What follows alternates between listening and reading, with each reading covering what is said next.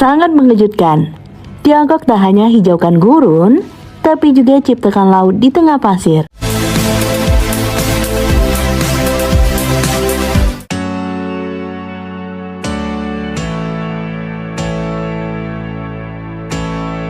Tiongkok, yang dulu dikenal dengan gurun luasnya yang tandus, kini sedang menunjukkan sebuah transformasi yang luar biasa untuk mengubah pandang kita tentang apa yang mungkin dan tidak mungkin. Di wilayah yang panasnya ekstrim pada siang hari dan beku di malam hari, mereka tidak hanya berhasil mengubah gurun menjadi hijau, tapi juga menciptakan ekosistem baru yang tak terbayangkan, yaitu laut di tengah pasir. Melalui teknologi canggih dan inovasi berani, Tiongkok kini membudidayakan makanan laut segar seperti udang windu dan lobster di padang pasir, sebuah pencapaian yang bahkan membuat banyak orang terkejut. Bagaimana ini bisa terjadi? Mari kita telusuri bagaimana mereka mengubah kondisi alam yang keras menjadi sumber daya yang melimpah.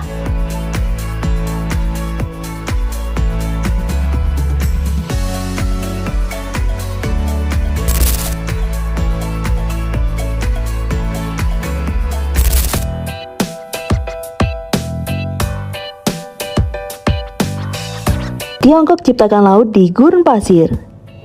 Keberhasilan Tiongkok dalam mengubah gurun menjadi ekosistem yang subur bukanlah kebetulan, melainkan hasil dari visi besar dan teknologi canggih yang diterapkan dengan hati-hati. 30 tahun yang lalu, padang pasir yang luas di Tiongkok seperti di wilayah Xinjiang hanya dikenal dengan panasnya yang ekstrim di siang hari dan suhu beku di malam hari.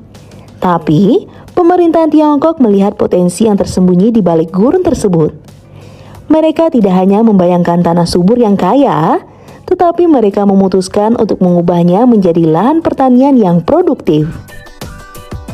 Melalui penggunaan teknologi terbaru, mereka mulai mengelola tanah asin yang dulunya tak berguna menjadi lahan yang subur untuk budidaya berbagai tanaman dan bahkan makanan laut. Salah satu pencapaian besar adalah proyek yang dipimpin oleh perusahaan Xianshan yang berhasil membudidayakan makanan laut seperti udang windu dan lobster di padang pasir ini. Bagaimana bisa? Tiongkok memanfaatkan kondisi alam yang unik, tanah gurun yang asin dan lembab, dan menciptakan lingkungan yang menyerupai laut untuk menumbuhkan berbagai jenis makanan laut yang biasanya hanya bisa hidup di lautan.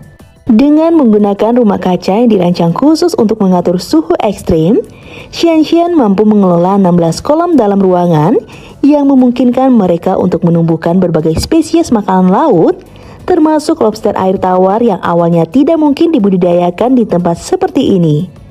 Setelah dimulai di dalam ruangan, mereka perlahan mengembangkan budidaya ini ke luar ruangan, beradaptasi dengan iklim gurun yang keras. Namun, keberhasilan ini tidak hanya terbatas pada inovasi dalam budidaya makanan laut. Transformasi ini juga berperan penting dalam ketahanan pangan Tiongkok, terutama di tengah ketidakpastian geopolitik dan perubahan iklim yang mempengaruhi pasokan makanan laut global. Tiongkok kini dapat mengurangi ketergantungannya pada impor makanan laut, menyediakan pasokan yang lebih stabil dan terjangkau untuk daerah pedalaman mereka. Bahkan, rencana mereka untuk memperluas produksi makanan laut tahunan menjadi 30.000 ton pada tahun 2025 menunjukkan ambisi besar mereka untuk menjadi produsen makanan laut terkemuka di dunia. Inilah yang membuat perubahan ini begitu penting, bukan hanya bagi Tiongkok, tetapi juga bagi dunia. Dengan teknologi dan dedikasi yang luar biasa, mereka telah menunjukkan bahwa bahkan di tempat yang paling tidak ramah, inovasi dapat menciptakan ekosistem yang berkembang pesat. Dan siapa sangka, gurun yang dulu dianggap tidak bisa dihuni, kini bukan hanya menjadi lahan hijau, tapi juga lautan yang subur.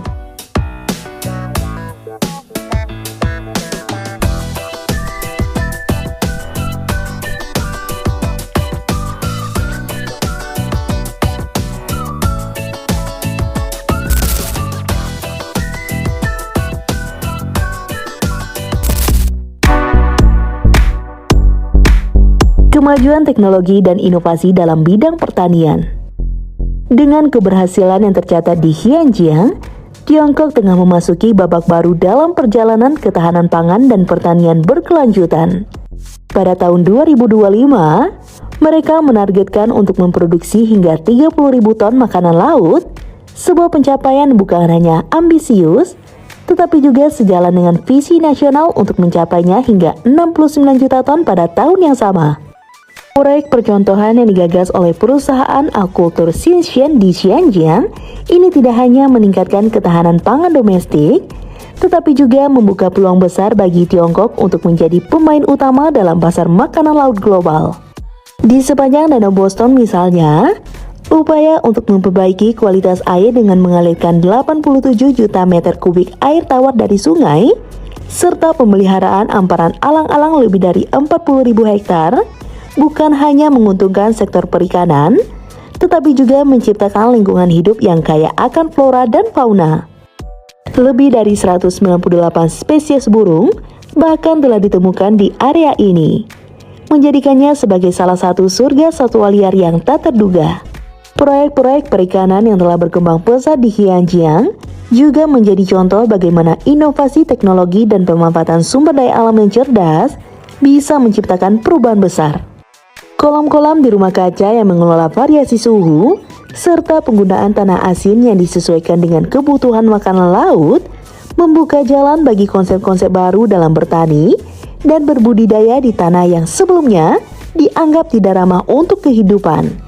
Kini, apa yang dulunya dianggap sebagai tanah tandus telah berubah menjadi pusat pertanian dan akuakultur yang dinamis. Namun, yang menarik adalah bagaimana keberhasilan Tiongkok ini tak hanya berdampak pada ketahanan pangan domestik, tetapi juga memberi inspirasi bagi negara-negara lain yang menghadapi masalah serupa seperti kekeringan atau kekurangan lahan subur. Negara-negara di Afrika Utara, Timur Tengah, bahkan wilayah lain yang berhadapan dengan tantangan gurun bisa menjadi model proyek ini sebagai langkah nyata untuk mengubah nasib mereka. Dengan segala pencapaian ini, Tiongkok tidak hanya menunjukkan kemajuan teknologi dan inovasi dalam berbagai bidang pertanian, tetapi juga memperkuat posisi mereka di pasar pangan global. Sebuah langkah yang tidak hanya mengubah wajah gurun, tetapi juga menggambarkan tekad mereka untuk menciptakan dunia yang lebih berkelanjutan dan mandiri. Dan siapa sangka, mungkin beberapa tahun ke depan kita akan melihat lebih banyak gurun yang hijau dengan kehidupan yang subur, bukan hanya di Tiongkok tetapi di tempat lain di dunia.